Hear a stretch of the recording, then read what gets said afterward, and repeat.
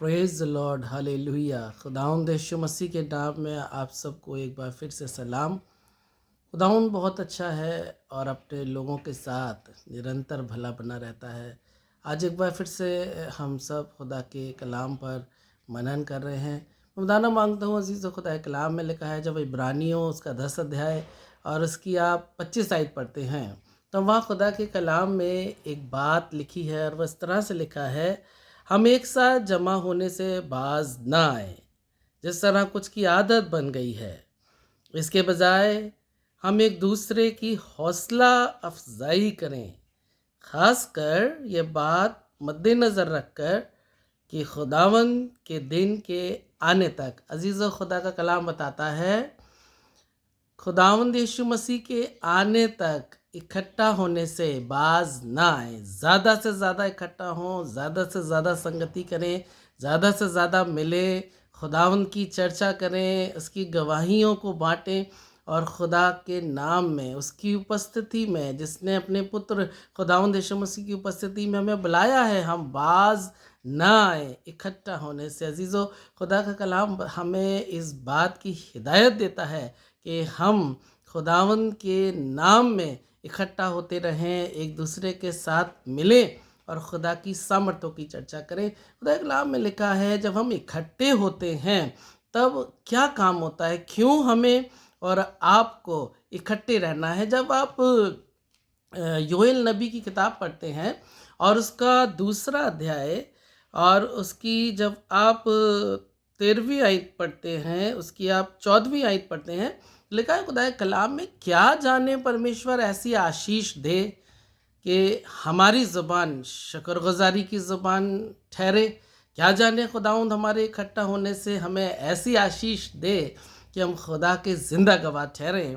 पर उससे पहले कि हमारी ज़ुबानें स्तुति की ज़ुबानें ठहरें, हमारी ज़ुबानें शुक्रगुज़ारी की ज़ुबानें ठहरें, हमारी ज़ुबानें गवाही की ज़ुबानें ठहरें और हम एक दूसरे के लिए आशीष का और उनके खुदा में जड़ पकड़ने का, उनके विश्वास में बढ़ने का कारण हो, उससे पहले हमारे और आपके लिए खुदा कलाम में हिदायत देता है कि हमें और आपको ये बहुत ज़रूरी है कि हम मिलें, इकट्ठा हों और एक दूसरे के साथ मिलकर खुदा की शुक्रगुज़ारी करें। खुदा का बहुत धन्यवाद करते हैं कि वो ऐसा खुदा है जो अपने लोगों को स्वर्गीय स्थानों में आशीषें देता है और सब प्रकार की बरकतों से मुलव्वस करता है। अजीज़ों, मैं कहना मांगता हूँ, ज्यों-ज्यों उस दिन को आते नज़दीक देखो, इकट्ठा होने से बाज ना आओ, ज़्यादा से ज़्यादा इकट्ठा हो और खुदा के नाम की चर्चा करो। क्योंकि योएल नबी कहते हैं, यह उसके योएल नबी 2 अध्याय और उसके आप अगरचे 16वीं आयत से पढ़ें तो वह इस तरह से लिखा है, लोगों को इकट्ठा करो, सभा को पवित्र करो, पुरनियों को बुला लो, बच्चों और दूध पियों को भी इकट्ठा करो, दूल्हा अपनी कोठरी से और दुल्हन भी अपने कमरे से निकल आए। याजक जो यहोवा के टहलुए हैं, वे आंगन और बेदी के बीच में रो रो कर कहें, हे यहोवा, अपनी प्रजा पर तरस खा और अपने निज भाग की नाम धराई ना होने दे, ना जाति जाति इसकी उपमा दे पाएं, जाति जाति के लोग आपस में क्यों कहने पाएं, उनका परमेश्वर कहाँ रहा। अजीज़ों, खुदावंद यीशु मसीह का वायदा है, उसने कहा, जहाँ मेरे नाम से लोग इकट्ठे होंगे, जहाँ मेरे नाम से 2 या 3 भी इकट्ठे होंगे, तो उसने कहा मैं उनके बीच में मौजूद रहूँगा। और जहाँ आसमान का खुदा मौजूद है, वहाँ पर असंभव भी संभव हो जाता है। वहाँ पर परमेश्वर का राज्य उपस्थित होता है जहाँ उसके नाम से लोग जमा होते हैं। इसलिए खुदा कलाम कहता है, ज्यों ज्यों खुदावंद यीशु मसीह के आमद को नज़दीक आता देखो, इकट्ठा होने से बाज ना आओ, वरन और ज़्यादा इकट्ठे हो, क्योंकि ये बड़ी खुशखबरी है कि खुदावंद यीशु मसीह अपनी दुल्हन को, अपनी कलीसिया को लेने के लिए बादलों पर बहुत जल्द आ रहा है। अजीज़ों, बहुत ज़रूरी है, योएल नबी पुकार के कह रहे हैं कि इकट्ठा हो जाओ। वो पुकार के कह रहे हैं सभा बुलाओ, वो पुकार के कह रहे हैं पुरनियों को बुलाओ। दूल्हा अपनी कोठरी से निकल आए, दुल्हन अपनी कोठरी से निकल आए, छोटे बच्चे जमा जमा हो, बुजुर्ग जमा हो, जवान जमा हो। और जब आप आगे पढ़ते हैं ना खुदा के कलाम को योएल नबी की पुस्तक में, तब लिखा है कि खुदा का रूह उन्हें भर देगा, खुदा का रूह उन पर उंडेला जाएगा। जवान दर्शन देखेंगे, बूढ़े स्वप्न देखेंगे, प्रार्थना सिखाने वाली आत्मा उंडेली जाएगी। और उन दिनों में जो कोई खुदा से दुआ करेगा, खुदा उसको उद्धार देगा, खुदा उसको छुटकारा देगा, मखलसी देगा, नजात देगा और उसको छुड़ा लेगा। अजीज़ों, मैं कहना मांगता हूँ, जैसे जैसे खुदाउन का दिन नज़दीक आता है, हम इकट्ठे होने से बाज ना आए, एक दूसरे की हौसला अफजाई करें, एक दूसरे को हिम्मत बंधाएं, हियाव बंधाएं और कहें आओ खुदाउन के पास। देखो खुदाउन बड़ा खुदा है जो अपने वायदे के अनुसार जहाँ उसके 2 या 3 लोग इकट्ठे होते हैं वो उनके बीच में हाजिर रहता है। आपको मालूम है जब आप खुदा का कलाम पढ़ते हैं, क्या लिखा है खुदा के कलाम में? यहेजकेल नबी के विषय लिखा है कि खुदा के रूह ने उससे कहा कि उस तराई में जा जहाँ बहुत सारी हड्डियाँ इकट्ठी हैं। अजीज़ों, मैं कहना मांगता हूँ, कई दफ़ा हमारे दिल में सवाल आता है ना, हम क्यों इकट्ठा हों? क्योंकि इकट्ठा होने से कोई फ़ायदा तो हमें दिख नहीं रहा है, सब कुछ तो पहले जैसा सूखा है, कहीं भी तो कोई हरियाली नहीं दिख रही। और कई दफ़ा ऐसा लगता है कि पता नहीं वो प्रार्थनाएँ कहाँ हवा में जा रही हैं जो हम कर रहे हैं।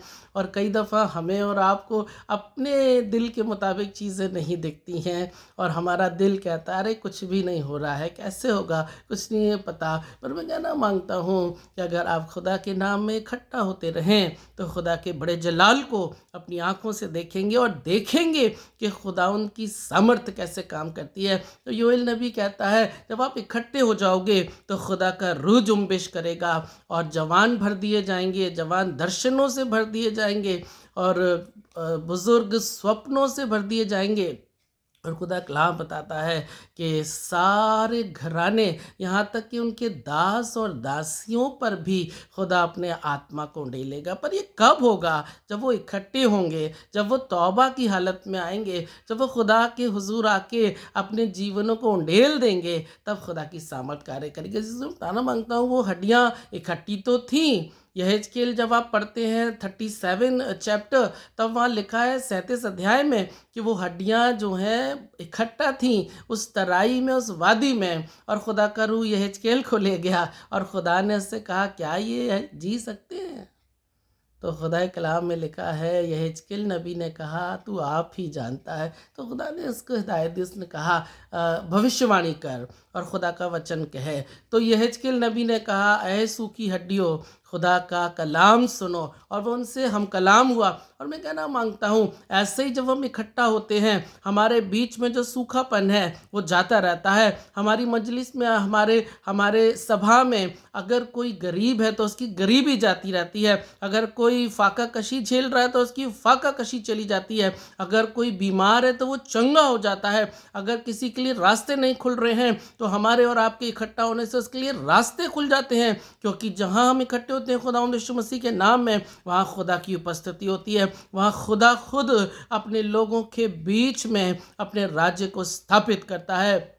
चीज़ों बताना मांगता हूँ जब यहेजकेल नबी ने भविष्यवाणी करना शुरू किया तो खुदा कलाम में लिखा हुआ है कि वहाँ खुदा कलाम में लिखा है कि हड्डी हड्डी से जुड़ गई, नसें उत्पन्न हो गई। और वहाँ खुदा कलाम में लिखा है ज़िंदगी आ गई, सूखापन चला गया, वहाँ से मुर्दगी चली गई। और वहाँ से खुदा कलाम बताता है मुर्दारी बिल्कुल चली गई और ज़िंदगी बहने लगी। सब चीज़ें बदल गई, परिस्थिति बदल गई। वो तराई जो की हड्डियों की तराई कहलाती थी, अब वो तराई ज़िंदगी की तराई कहलाती है। मैं कहना मांगता हूँ खुदा कलाम में लिखा है कि हड्डी से हड्डी जुड़ गई, एक आहट हुई, ऐसा खुदा के कलाम में लिखा है। जब आप यहेजकेल नबी और उसका 37 अध्याय पढ़ते हैं तो वह इस तरह से लिखा है, एक बहुत अच्छी बात लिखी है। वहाँ लिखा है मैं भविष्यवाणी कर ही रहा था कि एक आहट आई और भूडोल हुआ और वे हड्डियाँ इकट्ठी होकर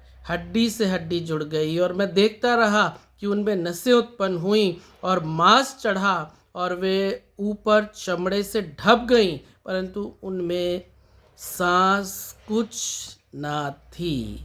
तब उसने मुझसे कहा, हे मनुष्य के संतान, सांस से भविष्यवाणी कर और सांस से भविष्यवाणी करके कह, हे सांस, परमेश्वर यहोवा यूं कहता है, चारों दिशाओं दिशाओं से आकर इन घात किए हुओं में समा जा कि वे जी उठे। और खुदा कलाम बताता है, सांस आई और सांस से वो जीवित प्राणी बन गए। अजीज़ों, मैं कहना मांगता हूँ, योएल नबी ने कहा है, इकट्ठे हो जाओ। और इब्रानियों का लिखने वाला कहता है, जैसे जैसे खुदा के दिन को नज़दीक आते देखो, इकट्ठा होने से बाज ना आओ।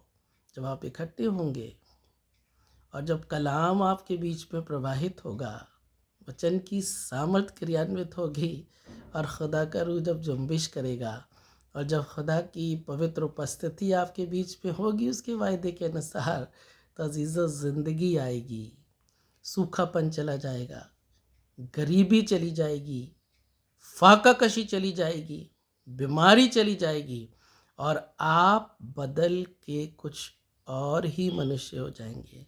आप एक आशीषित व्यक्ति हो जाएंगे। हम और आप ब्लेस्ड कहलाएंगे और खुदावंद की उपस्थिति में अगरचे बने रहें तो। लिखा है, सांस आई। सांस के मायने खुदा का रूह है, क्योंकि आदम को जब उसने मिट्टी से बनाया था तब वो चलता फिरता प्राणी नहीं था। लिखा है, खुदा ने उसके नथनों में सांस फूकी और वो जीवित प्राणी बन गया। ये वही बात है, आदम जिसकी संगति खुदा से टूट गई थी और उसकी ज़िंदगी में मुर्दारी आ गई थी, सूखापन आ गया था, श्राप आ गया था और अशांति आ गई थी, निराशा आ गई थी, अलगाव हो गया था।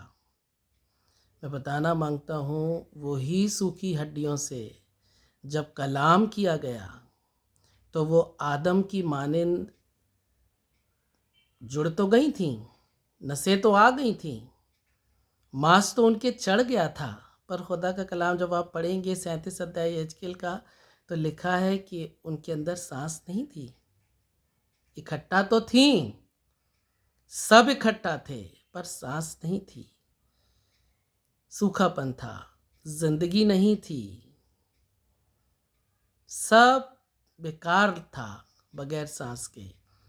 तब खुदा ने सांस जैसे आदम के नथनों में फूकी और वो जीवित प्राणी बन गया, वैसे ही खुदा ने उन सूखी हड्डियों की तराई में सांस फूकी और ज़िंदगी आ गई। मैं कहना मांगता हूँ, अगर आपको लग रहा है कि हम जहाँ इकट्ठे हो रहे हैं वहाँ कुछ समझ में तो नहीं आ रहा, जहाँ हम इकट्ठे हो रहे हैं वहाँ कुछ दिखाई तो नहीं दे रहा, कोई बहुत बड़ा आश्चर्यक्रम तो हो नहीं रहा, बस 4 लोग इकट्ठे होते हैं, प्रार्थना करते हैं, एक दूसरे के साथ गवाही बांटते हैं, एक कलाम पेश किया जाता है और हम अपने घरों को चले जाते हैं। इतना ही तो होता है।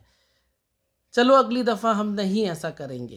पर अजीज़ों, मैं कहना मांगता हूँ, अगर अच्छा आप लगातार खुदावंद यीशु मसीह जैसे जैसे उसकी आमद नज़दीक आ रही है और खुदा का कलाम हमसे कहता है, ज्यों ज्यों तुम उसकी आमद को नज़दीक आते देखो, इकट्ठा होने से बाज ना हो, इकट्ठे हो जाएं, पवित्र आत्मा कार्य करेगा। वो दास दासियों तक, जवानों तक, बुज़ुर्गों तक उंडेला जाएगा।